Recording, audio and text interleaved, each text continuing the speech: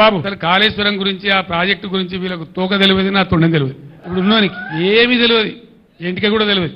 మీ లెక్క చిల్లర కథ వాడానంటే ఆ రోజు ప్రభుత్వం మా చేతిలో లేకుండానా ఏలే మేము ఆ చిల్లర పని చేయలే మీలాగా. సరే చాలా దరిద్రుడు పోలేని చెప్పి కట్టినాం ప్రాజెక్ట్. నేను మాట్లాడిన నిన్న మొన్న ఇంజనీర్లకు ఏమైందిరా ఈ సన్నాసులకు తెలివి లేకపోతే మీ తెలివి ఏం వచ్చింది, ఎందుకు ఎత్తలేదు నీళ్ళంటే సార్ మమ్మల్ని నిరోధించిండ్రు అని ఏదో ఉన్న తోకమట్ట అని చెప్పి చిల్లర కుట్రతోని సన్నాసులా కూర్చుని నీళ్ళని వీకినాయి. ఈ దద్దనలకు చేత కాకపోతే 50,000 మంది రైతులు నెంబడేసుకుని వీళ్ళని పండబెట్టి తొక్కుకుంటూ పోయి మేడిగడ్డ కాడ కూర్చోక అడవి పందుల్లాగా తెలంగాణ రాష్ట్రాన్ని సర్వనాశనం చేసి 10 సంవత్సరాలలో 100 సంవత్సరాల విధ్వంసం చేసినావు.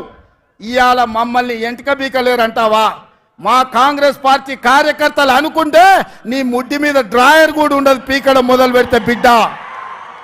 నువ్వు అనుకుంటున్నావేమో కాలు ఇరిగిందని, లేకపోతే కట్టెపట్టుకొని నడుస్తున్నా అని, కూతురు జైలుకు పోయిందని, అధికారం కోల్పోయిందని. కొంతకాలం మేము సంయమనం పాటించినాం. ఏ మనిషికైనా కష్టం వచ్చినప్పుడు మేము మానవత్వంతో